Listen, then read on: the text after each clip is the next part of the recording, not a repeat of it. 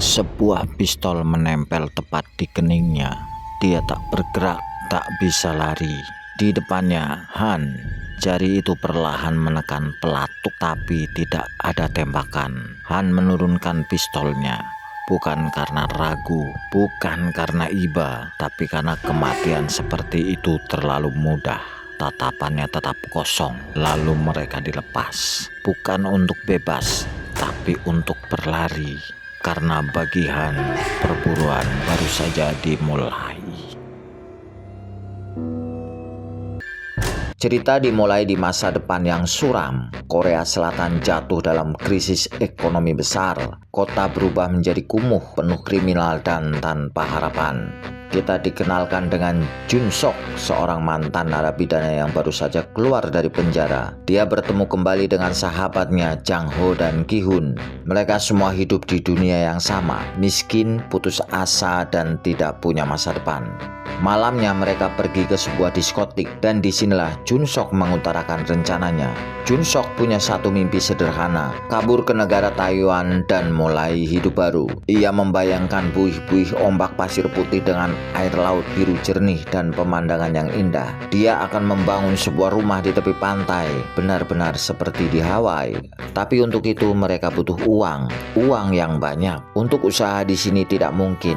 Nilai mata uang Korea sudah tidak ada harganya. Hidup di negara ini sudah tidak menjanjikan lagi. Dan satu-satunya cara adalah melakukan sesuatu yang gila. Jun Sok punya info penting tentang sebuah tempat perjudian ilegal yang menyimpan banyak uang. Tempat itu dijaga ketat, tapi ada celah kecil. Mereka merancang rencana dengan detail, masuk cepat, lumpuhkan sistem, ambil uang, keluar tanpa jejak. Namun Ki Hun masih ragu. Ia mengatakan Jun Sok baru keluar dari penjara, kalau kita masuk penjara lagi kan tidak lucu. Jun Sok kembali meyakinkan teman-temannya bahwa rencana ini sudah ia pikirkan ketika berada di penjara. Malamnya Ki Hun duduk menyendiri memikirkan rencana Jun Sok. Tak lama kemudian datang Jang Ho. Ki Hun bertanya kepada Jang Ho apakah dia akan ikut rencana Jun Sok. Tanpa berpikir panjang, Jang Ho mengiyakan. Ia beralasan bahwa ia hidup sendiri, tidak punya siapa-siapa. Segala resiko ia tanggung sendiri.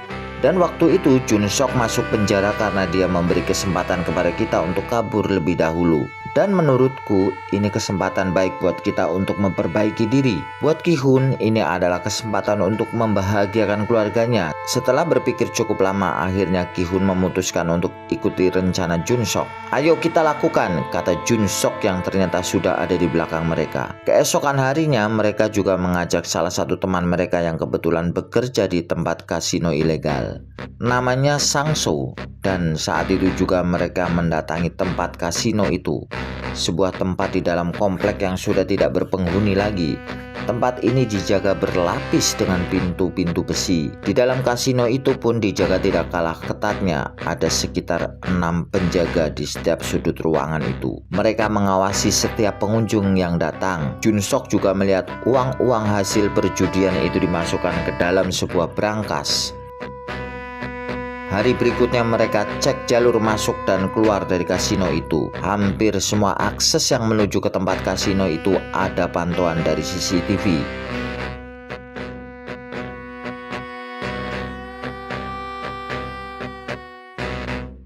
Namun ada satu gedung yang letaknya di seberang yang tidak terpantau CCTV. Dan mereka akan mulai dari gedung itu, lalu menyeberang dan mereka akan masuk melalui atap gedung kasino itu. Keluarnya pun melalui gedung itu. Jang Ho ditugasi untuk mengambil rekaman CCTV karena CCTV di sekitar tempat itu tersebar di mana-mana. Setelah semua persiapan dianggap selesai, mereka lalu membeli beberapa pucuk senjata dari salah seorang teman Jun Sok bernama Bun Sik. Segala macam senjata ada, namun selain Jun Sok di antara teman-temannya tidak ada yang pernah menggunakan senjata. Mereka pun berlatih bagaimana cara menembak.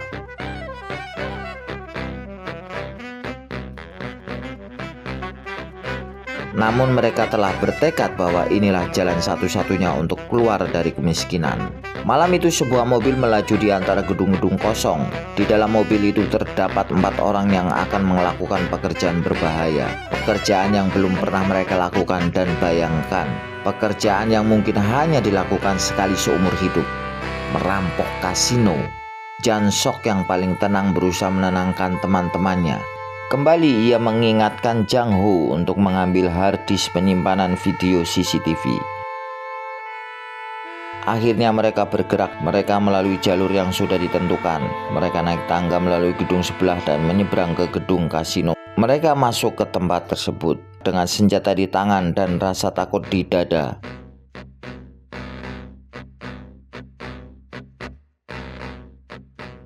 Sesampainya di pintu masuk, Junsok mengarahkan senapan ke gembok pintu besi. Ditunggu-tunggu namun Junsok belum juga menembakkan senapannya. Ternyata ia sedikit gugup dan panik. Setelah itu terdengar suara keras tembakan dan gembok pecah. Pintu pun dibuka, semua orang panik dan histeris. Situasi langsung kacau, orang-orang dipukul, disuruh menunduk. Ki-hun dan Sang-soo bertugas melumpuhkan penjaga dan mengendalikan para pengunjung.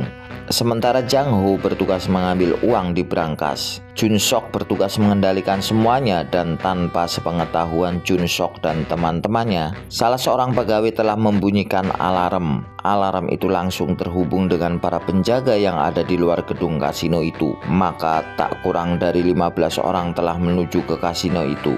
Semua orang tegang di bawah ancaman senjata, namun salah satu penjaga mengancam Ki-hun. Kalian amatir dan tidak tahu berurusan dengan siapa. Kalian pasti mati, kata penjaga itu. Ki-hun tetap menodongkan pistolnya ke penjaga itu. Jang Ho mencegah seorang pria yang hendak menekan tombol alarm. Dengan cepat ia memukul pria itu. Jang Ho menyuruh pegawai kasino wanita itu untuk membuka brankas itu. Tinggal 3 menit, teriak. Jang Ho menempelkan senjata di tengkuk wanita itu. Mental wanita itu menjadi drop dan ia langsung membuka brankas itu. Dan tanpa basa-basi ia menyuruh wanita itu memindahkan uang itu ke dalam tasnya. Semuanya dilakukan dengan cepat. Sayangnya ketika mereka selesai berbarengan dengan para penjaga yang sampai di tempat itu, tidak ada waktu berpikir, mereka langsung balik kanan mencari jalan lain. Jansok dan teman-temannya berlari dengan ketegangan luar biasa. Jika tertangkap, matilah mereka.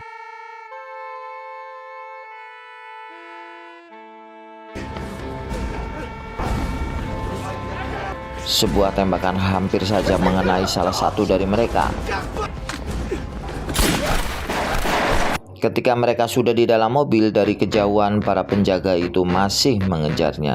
Mobil langsung melaju kencang menjauhi para penjaga yang mengejarnya. Mereka tak percaya bisa sampai sejauh, namun mereka berhasil. Junsok menanyakan harddisk rekaman CCTV ke Jang Ho. Jang Ho terkejut menunjukkan muka panik dan menyesal. Tampak temannya harap-harap cemas karena Jang Ho tidak menjawab, hanya dengan ekspresinya yang menyesal. Namun tak lama kemudian ia menunjukkan sesuatu dan mereka segera tertawa gembira. Mereka membayangkan uang dalam jumlah besar berhasil mereka ambil. Dan untuk pertama kalinya mereka merasa bebas. Tapi kebebasan itu tidak akan berlangsung lama. Suasana mencekam justru terjadi di kasino. Semua pegawai dibunuh. Sosok pria itu menelpon bos kasino. Selain merampok uang, mereka membawa juga sebuah hard drive penting. Selain data CCTV, di situ juga ada data rahasia bisnis ilegal yang bisa menghancurkan banyak pihak. Dan di dunia itu, informasi lebih berbahaya dari senjata. Pemilik tempat itu tidak tinggal diam. Ia mengirim seseorang, bukan polisi, bukan gangster biasa, tapi seorang pembunuh profesional. Namanya Han. Korban pertama yang didatangi Han adalah Bunsik, seorang penjual senjata ilegal. Ia menanyakan dalam beberapa hari ini apakah ada yang membeli senjata sejenis senapan otomatis dan shotgun. Nampak Bunsik tegang dan gemetar. Pembawaan Han yang tenang namun penuh dengan hawa membunuh membuat ia terguncang mentalnya. Tidak ada, kata Bunsik. Han pergi tanpa meninggalkan pesan apapun. Namun keesokan harinya ia kembali datang. Tanpa babi bu, ia langsung menembak orang-orang yang ada di situ. Ia menginterogasi Bunsik lagi. Bunsik yang sudah setengah mati ketakutan itu sempat memberitahu bahwa ia mempunyai pelindung juga. Jika Han membunuhnya, maka Han juga akan diburu dan dibunuh. Han tidak mempan diancam. Bunsik pun mati bersama dengan gedungnya yang diledakkan oleh Han. Sementara Jansok dan 2 orang temannya hendak pergi ke Taiwan melalui pintu timur. Tiba-tiba Junsok ditelepon Bunsik. Terdengar Bunsik putus-putus, bukan karena sinyal, tapi seperti menahan sakit dan ketakutan luar biasa. Junsok tidak tahu beberapa menit setelah menelpon, Bunsik dibunuh oleh Han. Junsok mulai merasa ada yang salah. Ia pun mulai gelisah lalu menelpon Sangso. Sangso mengatakan kalau dia hendak berangkat kerja. Ini adalah hari berikutnya setelah kejadian perampokan itu. Sangso yang bekerja di kasino itu menjadi gelisah dan ketakutan. Hal yang mencurigakan, Sangso tidak masuk kerja di saat kejadian. Keesokan harinya ia kembali bekerja. Sangso tidak bisa menyembunyikan kegelisahan dan ketakutannya. Hal inilah yang mencurigakan pihak kasino. Apalagi setelah diketahui Sangso di hari itu ia kabur menuju bekas tempat Jansok di mana ia menyimpan uang hasil rampokannya, dan ternyata Han sudah berada di tempat itu.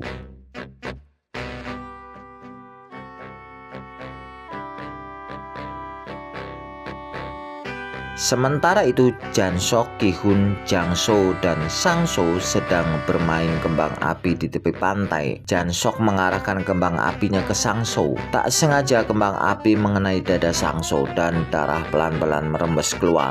Sangso tampak terkejut dan heran. Junsok terbangun, ternyata itu hanya mimpi. Namun karena mimpi itu Junsok menjadi makin gelisah. Untuk menghilangkan kegelisahannya ia pergi ke sebuah kafe. Namun Sangso tidak bisa lepas dari pikirannya. Ia lalu menelpon Sangso, tidak diangkat. Sekali lagi ia menelpon. Junsok heran, suara dering telepon ada di dekatnya. Apakah Sangso ada di sini?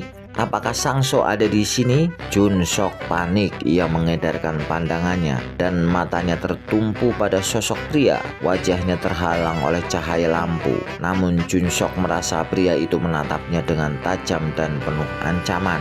Dengan tubuh gemetar, Junsok segera meninggalkan tempat itu dan kembali ke penginapan.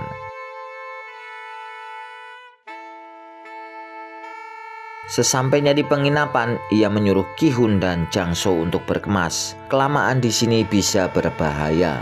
Suasana sunyi di parkiran mobil itu. Suara derap sepatu Junsok dan teman-temannya menggema di parkiran. Suara nafas mereka memburu karena panik dan takut. Setiap gerak-gerik mereka seolah ada yang mengawasi. Mereka masuk ke dalam mobil. Ki-hun menyalakan mobil, namun tidak bisa. Ia mencoba lagi, tetap tidak bisa. Mereka saling pandang, kepanikan sampai ke puncaknya. Kalau mereka tetap di situ, habis sudah nyawa mereka. Junsok melihat sebuah mobil. Ia lalu menyuruh Jang Ho untuk menyabotase mobil itu. Sementara ia dan Ki-hun mengawasi keadaan. Janji Jang Ho hanya 3 menit untuk menyalakannya. Namun hingga sekarang mobil itu belum juga nyala. Ketegangan sudah sampai ubun-ubun. Han bisa muncul dan membunuh mereka kapan saja. Dan akhirnya mobil nyala. Mereka segera masuk ke dalam mobil itu. Dan tiba-tiba seluruh lampu di parkiran itu mati total. Mereka tidak tahu apa yang terjadi. Mereka tak sempat berpikir. Mereka langsung tancap gas. Mobil jalan terus, namun karena kondisi gelap mereka malah cuma berputar-putar saja, tak kunjung menemukan pintu exitnya. Panik dan gugup sudah pasti. Bayang-bayang Han akan muncul dan membunuh mereka semakin jelas, dan dugaan mereka menjadi kenyataan. Kaca mobil retak, peluru menghantam bodi mobil. Jang Ho berteriak kesakitan. Mobil oleng lalu berhenti. Sunyi. Han muncul dari kegelapan. Wajahnya dingin, tanpa emosi. Ia mengangkat senjatanya mengarah ke Junsok. Junsok menggigil ketakutan. Tidak ada yang bisa dia perbuat kecuali pasrah menerima nasib. Semua membeku. Detik terasa seperti menit. Namun Han menurunkan senjata. Han tak terpengaruh dengan keadaan yang dialami Junsok. Dia punya ide lain. Ia memberikan waktu selama 5 menit untuk memberi kesempatan kepada mereka untuk pergi sejauh mungkin. Mereka bingung, namun tak ada waktu lagi. Mobil melesat keluar dari parkiran. Sunyi, ketakutan berubah menjadi insting bertahan hidup. Jun Sok menarik nafas lega ketika mobil sudah semakin jauh dari parkiran. Mereka memutuskan untuk pergi ke rumah sakit untuk mengobati Jang Ho. Setelah peluru yang bersarang di tubuhnya berhasil diambil, mereka pun menarik nafas lega. Tapi Jang Ho harus beristirahat. Namun Jun Sok semakin lama di tempat itu semakin cemas dan ketakutan. Menurutnya mereka harus segera meninggalkan tempat itu. Yang ia takutkan, Han yang sadis dan kejam itu akan segera menyusul mereka. Tapi Ki-hun berpendapat lain. Ini sudah jauh dari Han. Han tidak akan menyusul sampai ke sini. Jun Sok tetap berkeras harus pergi karena dia sedikit tahu karakter Han. Dia seperti hantu bisa muncul dimanapun secara tiba-tiba. Kalau mereka tetap di situ, mereka pasti mati. Ki-hun mengatakan bahwa kita sampai sejauh ini karena menuruti keinginanmu. Jadi jangan bicara mati. Kita tetap menunggu sampai Jang Ho sembuh. Jun Sok terdiam mendengar kata-kata Ki-hun. Terpaksa ia menurutinya. Di kamar, Jang So menanyakan keadaan Sang So. Kalau Jang Sok mengatakan sebenarnya ia takut kalau nanti Jang Ho cemas dan akan mempengaruhi kondisinya. Ia mengatakan kalau Sang So baik-baik saja dan sudah pulang ke tempat ibunya. Jang Ho senang mendengarnya. Sang So pasti baik-baik saja. Dia memang paling pandai sembunyi, kata Jang So. Jang Ho dan Ki-hun telah tertidur, tapi Jang Sok masih terbangun karena kegelisahan dan ketakutan. Dan ketakutan itu terjawab ketika sebuah mobil berhenti perlahan-lahan di dekat mobil mereka. Dan memang benar, yang datang adalah Han. Jang Sok dengan panik membangunkan Ki-hun dan Jang Ho. Jang Sok mengatakan kita harus pergi dari sini karena Han sudah berada di bawah. Mereka panik lalu membawa uang serta senjata mereka. Mereka mengendap-endap tanpa suara keluar dari ruangan itu. Sementara itu Han dengan langkah pelan masuk ke rumah sakit itu. Ia berjalan seolah bertindak sebagai malaikat maut yang akan menjemput nyawa 3 orang itu. Dengan cerdik ia menelpon Jun Sok. Ia lalu kembali berjalan pelan. Matanya mengawasi setiap sudut seperti harimau mencari mangsa, dan telinganya mendengar dering telepon. Ia mengawasi dan fokus kepada arah suara itu. Dengan pelan tanpa suara ia membuka pintu ruangan. Dering telepon semakin keras. Namun ketika ia masuk kamar, ketiga orang itu sudah tidak ada. Tinggal teleponnya yang sengaja mereka tinggalkan untuk mengelabuhinya. Sementara itu Jun Sok dan 2 orang temannya masih mengendap-endap, dan akhirnya sebuah lift mereka temukan. Lift itu terasa berjalan lambat sekali. Jun Sok dan 2 temannya menanti dengan harap-harap cemas sambil kepala mereka mengawasi sekitarnya. Dan akhirnya pintu lift itu terbuka. Mereka segera masuk, namun sebelum pintu lift tertutup, desingan peluru menghancurkan dinding-dinding lift. Ternyata Han telah menemukan mereka. Dengan nafas tersengal-sengal, akhirnya mereka berhasil selamat dari kejaran Han, setidaknya untuk sementara. Dermaga tua itu akhirnya terlihat tempat terakhir yang dijanjikan sebagai jalan keluar dari neraka bernama hidup mereka. Jang Sok, Jang Ho, dan Ki-hun.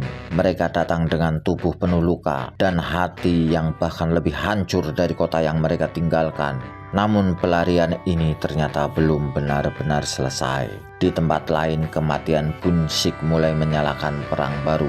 Saudara-saudaranya tidak terima. Bagi mereka, Han bukan lagi manusia. Dia adalah monster yang harus diburu sampai mati. Sementara itu, Ki-hun mengambil keputusan paling berat dalam hidupnya. Ia memilih tinggal bukan karena takut, tapi karena ia sadar dirinya masih punya seseorang untuk dilindunginya, ibunya. Dan saat kapal hampir datang, maut kembali muncul. Han datang, tenang, dingin, dan mematikan seperti biasanya. Tidak ada lagi tempat untuk lari.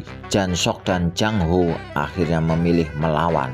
Suara tembakan pecah di tengah dermaga yang sunyi. Peluru berterbangan mencari korban. Darah mulai membasahi jalanan aspal itu. Jang Sok terkena tembakan. Melihat sahabatnya roboh, Jang Ho kehilangan akal. Ia menembaki Hang membabi buta tanpa peduli nyawanya sendiri. Tapi di dunia seperti ini, amarah tidak pernah cukup untuk membuat seseorang bertahan hidup. Satu persatu peluru menghantam tubuh Jang Ho. hingga akhirnya ia pun jatuh. Jansok yang terluka mencoba menyeret tubuh sahabatnya ke tempat aman, namun semuanya sudah terlambat. Jang Ho mati di pelukannya. Dan untuk terakhir kalinya Jansok berdiri menghadap Han seorang diri. Tidak ada teriakan, tidak ada rasa takut, hanya dua pria yang sama-sama tahu salah satu dari mereka akan mati malam ini. Mereka saling menodongkan senjata dan lagi-lagi Jansok yang roboh terlebih dahulu. Han berjalan perlahan untuk menghabisi. Namun sebelum peluru terakhir dilepaskan, mobil-mobil datang menerobos dermaga. Saudara kandung Bun Sik akhirnya menemukan Han. Kini giliran sang pemburu yang diburu. Han mencoba kabur, tapi untuk pertama kalinya ia merasakan takut yang selama ini diberikan kepada orang lain. Malam itu akhirnya Han mati. Bukan sebagai legenda, tapi sebagai mayat penuh peluru di dermaga yang dingin. Dan setelah semua kehilangan itu,